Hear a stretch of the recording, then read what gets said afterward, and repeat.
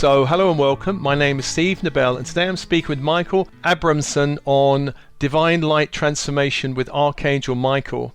So Michael is a Shamanic Acupuncturist, a Light Body Multidimensional Facilitator, and an Ascension Alchemist.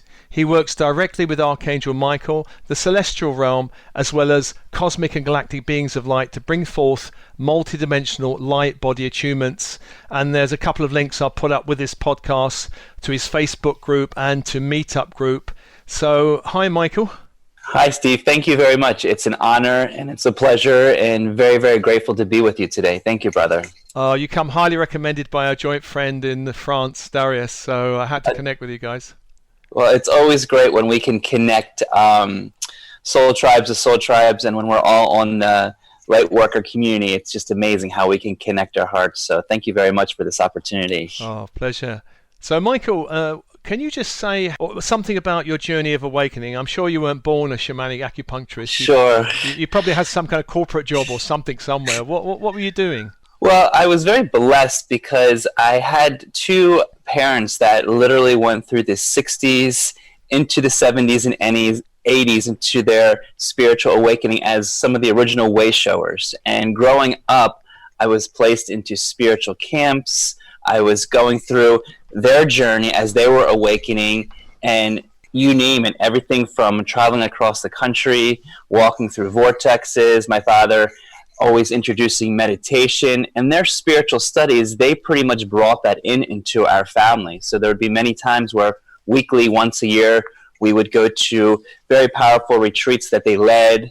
They brought in big names like Deepak Chopra, Barbara Marx Hubbard, Gene Houston, and that was my childhood being brought up, and everything they learned, they shared with me. So I felt like at a very young age, I was blessed to be placed a part of that awakening and really felt that was my home, the spiritual nature of what they were experiencing. Obviously, they went through the 60s, the psychedelic, the Ram Dass age of consciously awakening, and then moving into the spiritual science in the 80s, coming into the harmonic convergence in 87, where we all sat in a beautiful crystal fields. And from there, I just felt this deep passion, this deep call ever since I was young to serve. And it took me through many levels of education, from Western medicine and sports medicine to Eastern medicine to get my master's in traditional Oriental medicine, and then into shamanic medicine that opened up to the angelic level. So I feel it's been layers and layers of the evolution that's been placed before me, always guiding from my heart and just feeling this inner call to serve, like a very deep, deep call that I'm here to help humanity in every which way possible. Amazing. Are your parents still around, retired or?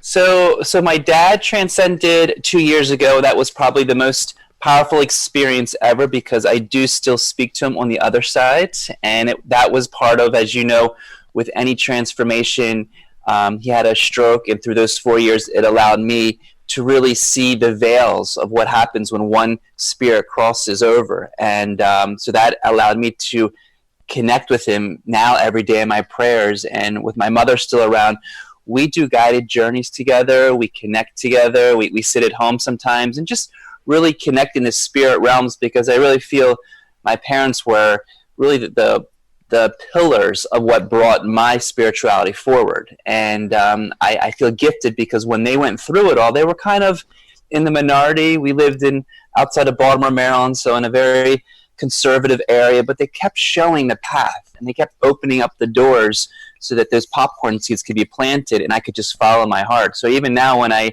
do shamanic journey classes or empowering classes, my mom's right there in her 70s supporting me along, just really, admiring me. And I always feel my dad's presence with me. That's the thing I feel, he's always there supporting me, because I know he's now on the other side being a guide. So I couldn't be more blessed for two parents that have been together for 50 years. And then to go through, as we all know, the trials and tribulations of transcendence, of letting go, but always knowing they're in your heart. Yeah, I guess many people be very envious around having parents like that. I mean, I know I had very 3D parents, and most of the spiritual people I know had 3D parents. It sounds a real blessing, actually. It is a blessing, and I really feel honored to have that experience, because they gave me so much in the beginning, and I felt like there was such a gravitation toward wanting to share it and wanting to go out there and be like, let's go and do this. You know, born in the 70s and going through the 80s, I really just wanted to come out of everything I did. Unfortunately, the communities around me didn't really accept it. So I kind of felt like the blessing was in the house. But as soon as I went to my friends or schools, they would kind of be like, okay, it's a little airy-fairy, it's a little too spiritual. Like, they would really look at me very strange and weird. And funny enough, like, when we're going through this experience, there's so much you want to share and do. And I would say probably through the majority of my life, I had to live kind of 1 foot in the door, 1 foot out, because every time I tried to share what was going through, or any time that I wanted to just express in the depth of my heart, people couldn't really receive it. And it made me actually feel more weird and strange. Even though I was grateful, thankful, and I could not be more blessed by my family, in some way it was like a paradox of like, here's the gift, now go out and share it, but where do I find the people that are ready for it? Because it was somewhat condemned, because it was too weird and strange, which now I feel the weird and strange has become the exciting normal, because people are like, wow, this is coming out, let's talk about it. Versus in the 80s and early 90s, I really took on the programming of, as you know, the Mid-Atlantic of DC, the highest programming of the world, of the conditions and programs of what you had to do to be successful. Get a job, go to college, get an education, and follow that rope with always the spirituality behind me. But always knowing in my heart, I knew I was here to serve in a very high divine alignment. I knew in my heart, in this conscious evolution, I am here to help.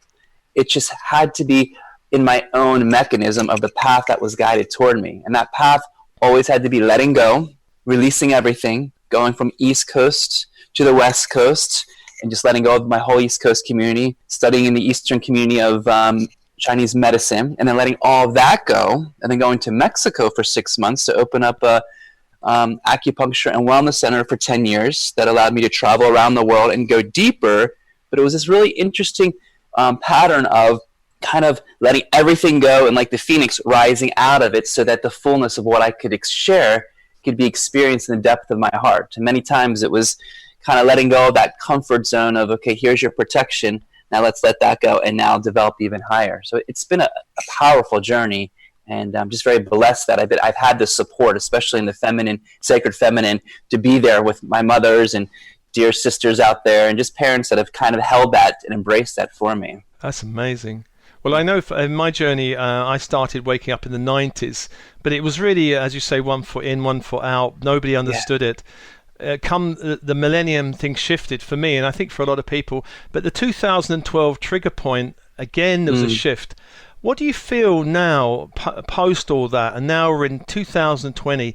How do you feel the energy on the planet, the ascension process? What do you feel is going on at this moment? Well, I feel it's powerful that you said 2012, because I felt that was another huge awakening for me as well. I actually went on a 6-month journey that started in Guatemala, then into South America, and followed the Mayan roots, and really saw and really experienced pre-shadowing through journeys of what was arising. And I find that right now, what I see and what's really coming forth is, it is amazing to see the amount of people, the amount of consciousness that's expanding to the highest levels right now. It's also very interesting to see the densities that are almost holding on to their last grip, because there's a lot of heavy densities that are holding on and really trying to keep these programming and conditioning. But really what I see, especially in 2020, is we're really being up-leveled so that our highest expansion of our fullness within is coming out. Because right now, I see the veil is so thin that our connections with the angelic realm, within the ascended masters, and what's before us is really helping us to become empowered. And what's so fascinating now in different areas there are so many people, especially younger people, that are curious, that want to learn, and that are very excited about not only just spirituality, but the evolution to create something completely new. And that to me is very inspiring, because I feel like I've been holding this dream for so long. And even with my beloved, sometimes we get impatient because we want it to happen immediately. Yeah. Yet what we see in our travels and our planetary healing, there is so much energy in our sacred spots around the world. There's so much communication that we're receiving in our daily prayers that it is happening. This fifth dimensional frequency, our ability to lead from our hearts, It's happening. We just have to be very careful of where we place our attention to, because once we see where our limitations go, we can be pulled into the fear, into the media, into the grime of what the world tries to show. But there's another side that I start to see, especially on social media, that so many people are intrigued and really excited to see what's happening. And I really find we're upon new days, new expansion, and I really feel through the rays of light, the codes of light, they're coming down at a level that I've never seen before. So it excites me. At the same time, I realize we're also going through many transformations where all of our debris, all of our old programming, all of our conditions also being washed away, because no longer is our soul holding, it's kind of like we have to get off the can now. We can no longer hold the old vibrations. We have to now step forward and be the fullness of who we are, because this is it. This is the time. And I feel for those that are stuck in those old patterns, to each to their own, they may be going through a slower process. For those that are ready to awaken and be the fullness of their expression, this time, especially 2020, I find is a time where we're really being empowered from what's coming through within. Yeah. Well, over this side of the pond, the ascension process has really shaken up Europe quite a bit. In Britain, we were having Brexit and all that crazy stuff, but it is shaking up the country. And when I've been to America, I know a lot of your work is in America. I feel, the energy is for me, it's more intense even than Europe, actually, America. I think you guys are doing an amazing job. And I think the polarity in America is more extreme. You've got more light workers, more starseeds, more teachers there, and more density from what I can see. So, my hat is off to you, because I prefer London with a cup of tea, and easier. Some of the density in America I find quite intense. So what do you think about what's happening? I just want to interested about America at the moment, because I guess a lot of your work is holding and helping that space awaken. Sure.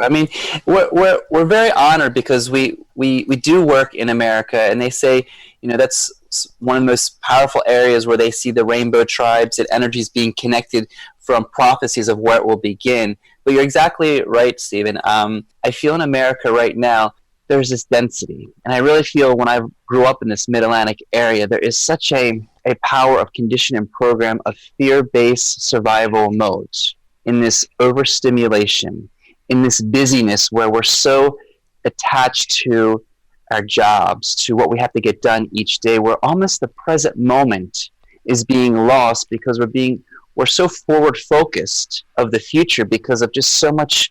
I really call it survival mode. I left America for 10 years to live in Mexico, and it was such a transition to see what happens when you're in the presence, and when you sit down for a cup of tea and you enjoy to see how the present moment takes the present moment and flourishes it. But then when I came back to America, especially the East Coast, there just seems to be such a rapid pace. And when I look at a human being, the beingness of our own presence, it really takes that time to honor what's in front of you. Yet when we're moving so fast, I look at it in a situation where when we're overstimulated and our central nervous system, from our brain to our spine, is moving so quickly, are we actually present to see the magic that's happening before us? And that's why when I look within America, what's happening in America?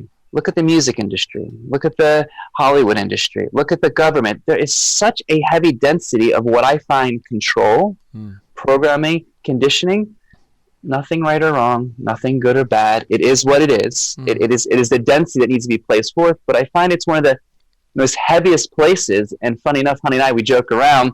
We're placed in the mega capital of DC to bring forth that light. And sometimes we're like, we don't even want to be here, but we know we have to be here to transcend that. But sometimes it's just funny when you watch to see how fast things are moving. And really what I see is the fear basis of what's being projected, because we know that it is love that really connects, divine love that helps us expand. And when there's that polarity of constant fear, constant stress, constant worry, constant anxiety, it doesn't allow ourselves to relax and be fully in our highest divine mode. Yeah, absolutely.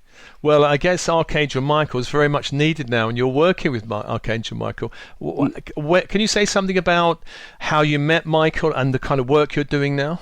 Yeah, and so thank you, Steve. It's been a blessing. In 2017, July 17th, I was deeply honored to literally be doing a traditional Chinese acupuncture session on my beloved.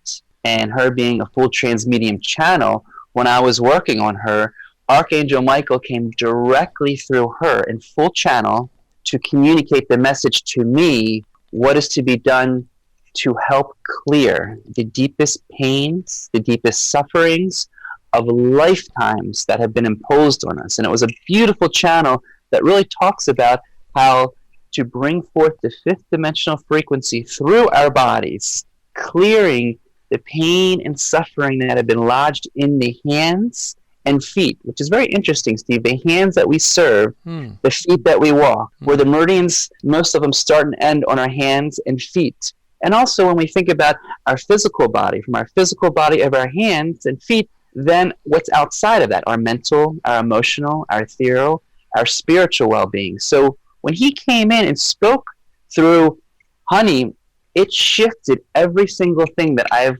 done in my life, because as we all know, we keep expanding our healing modalities as conduits. Yeah. So what happened through that is it allowed me to take everything that I've learned and experienced, and then to apply what came through by using the combination of acupuncture, shamanic healing, chakra balancing, and specifically sound vibration, which the individual uses, in which I guide them through cleansing and clearing through their fingers to release the deepest depths of their pain that has been life-changing. Many have had experiences where they've cleared masses within their body. They've released, pains from other lifetimes. And what I've noticed about that is it's not just only for the individual, it's for the ancestral line, it's for deep levels of humanity in the collective, because what's happening in that session is happening on such a deep multidimensional level that I almost have a hard time of writing it down, because each experience,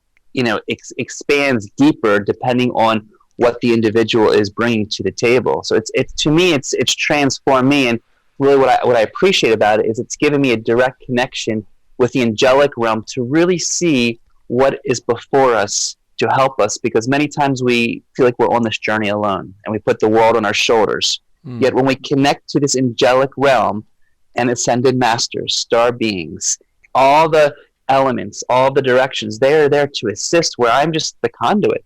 As we all know, the healers are the conduits. And when this fifth dimensional frequency is brought forward, it is extraordinary to see how amazing the individual feels. And sometimes so blown away that afterwards they don't understand what happened, because it goes on for a journey of days, weeks, and months afterwards. It's not something I would do weekly or monthly. This is usually a one-time experience, maybe twice, but it is an in-person experience that I feel blessed that Archangel Michael came directly to me. I mean, I was in tears, Steve. I literally, when his presence came through, I was crying, because it was like meeting the beloved of the beloveds, and it just blew me to the wall, where I almost had to sit quiet for the next 3 days and be like, did this really happen? Like, me? Like, it questioned my own worth and my own self-love, because it was beyond enormous. Like, this little mind couldn't quite handle it, because I was so blown away. But now deeply grateful that I can be a conduit of it and share that in the deepest means of my heart. Beautiful. So I know, Michael, you've agreed to do a kind of meditation connecting people, I think, to the sacred flame in the heart. So I can pass that over to you. Sure. Wonderful. Well, let's go ahead. And what I would like to do for those that just really want to connect within their heart is now just to take their hands, place that within their heart, and take a nice deep breath in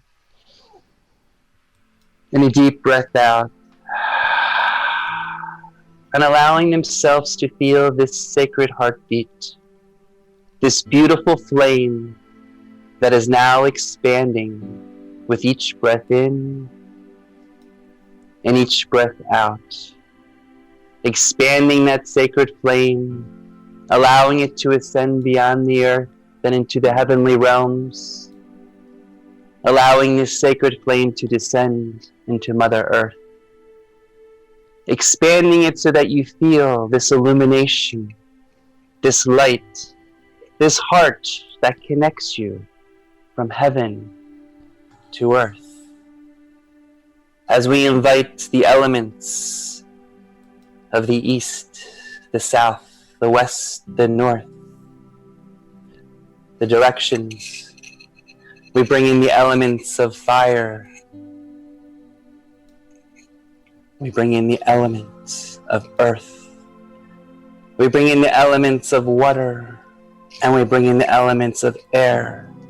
We honor the elements and directions to span, illuminating this flame as it now illuminates our heart, bringing forth our dear sacred angels as we welcome Archangel Michael, Archangel Gabriel, Archangel Yoriel, Archangel Ariel, and expanding this flame around us so that we can fully feel our divine connection. We invite the Ascended Masters, our star sisters and star brothers, our dear guards and guides. We allow this expansion to be illuminated in the full divinity of our heart, in feeling this flame, this love, radiate to the source of all illumination, connecting us to our heart, to the oneness that allows us to be in our sacred flame, to allow us to feel the fullness of the expansion that we are, allowing our divinity to fully connect with Source and bringing it forward in this flame as we inhale this deeply in and exhale it deeply out. Feeling this expansion, this flame dissolve all lower vibrations, all densities within our body as we connect and allow the pureness of our love, of our heart, and our deep oneness.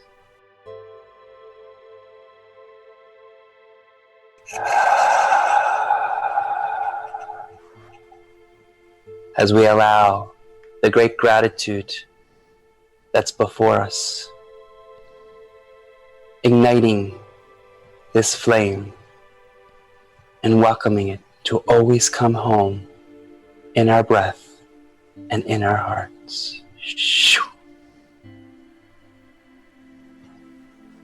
As we slowly now return back to this beautiful world, slowly coming back to this beautiful land, slowly coming back to our beautiful vessel and into our beautiful heart and into this flame that is now illuminated and connected to all. We thank the blessings, we thank our life, and we thank the divine alignment that has come before us. Thank you.